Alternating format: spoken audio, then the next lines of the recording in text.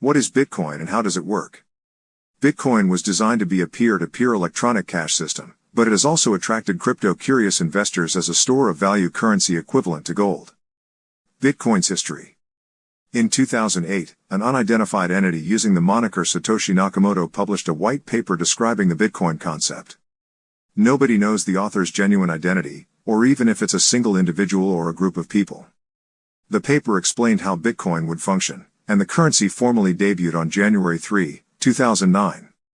The maximum quantity of Bitcoin is 21 million, and it will never be exceeded.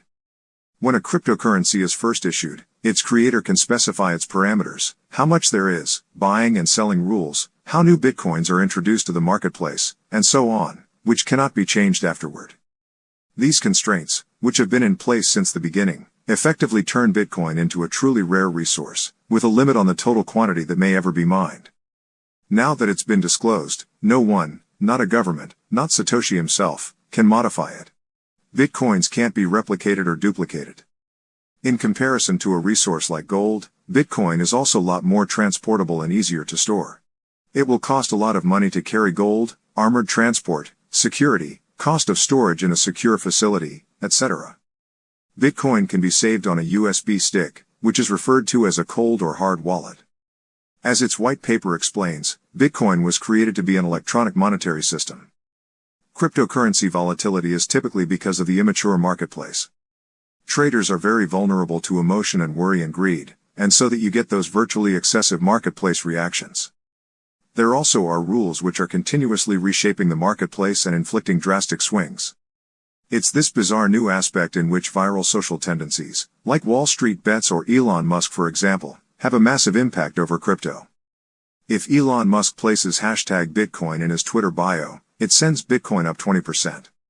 While social media has a completely unique electricity to intrigue and excite, its impact over the Bitcoin marketplace is likewise cause for informal buyers to be cautious. Bitcoin has a limited number of 21 million coins, albeit not all of them were released at the time of its introduction in 2009.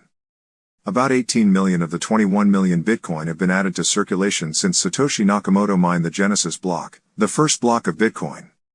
Digital mining, which entails obtaining new blocks' unique hash, a very long string of numbers and letters, via an algorithm, is how new Bitcoin is discovered and made available to buy and sell. Blocks are simply collections of transactions that occurred inside a specific time window, and new blocks are created on a regular basis.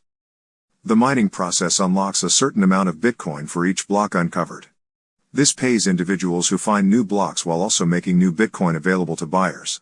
Because each block's hash has no rhyme or reason, miners program their computers to generate a large number of guesses every second in order to guess these random codes.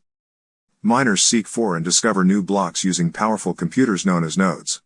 Anyone can mine Bitcoins using free software from Bitcoin.org, but it takes a lot of storage space and energy to run a machine like this. Whoever guesses the code first has the privilege of creating the next block, and of collecting the transaction fees when its Bitcoin is bought and traded. There's a treasure chest in each new block. There's also a block reward within, which is free Bitcoin that enters the market. Another element contributing to Bitcoin's unpredictable day-to-day volatility is the mining process. Roughly 900 Bitcoin are mined per day and reach circulation. However, Bitcoin's initial coding has a cyclical pattern known as halving. Every 4 years, the amount of new Bitcoin entering circulation every day gets halved. The latest halving occurred in 2020, therefore the amount of Bitcoin entering circulation each day will be cut once more in April or May of 2024.